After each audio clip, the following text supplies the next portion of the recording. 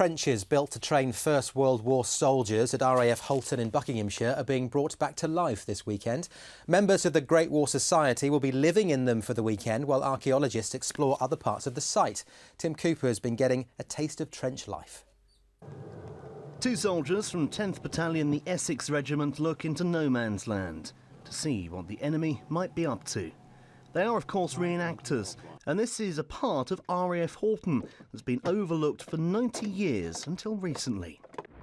As the Great War raged on the Western Front, training facilities needed to be built in England to give troops even the merest hint of what awaited them in France.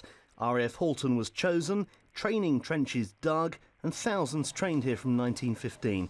After the war, the trenches were filled in. In 2009, RAF recruits started to reinstate them so they could serve as an authentic learning resource. 2 years on and they're up and running and finished in period style.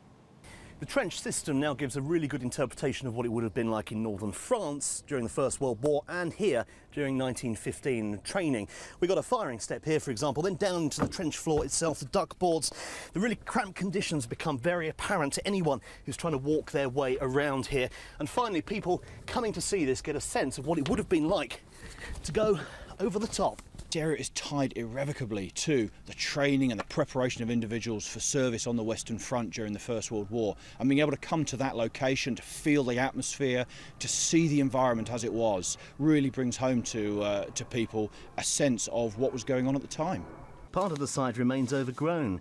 MOD archaeologists will be delving beneath the undergrowth to see what's there. There are some little oddities going on that we think are worth investigating in terms of telling us what these trenches looked like when they were newly built and how they were used. Back at the restored trench systems, the reenactors are looking forward to living and working here for the weekend.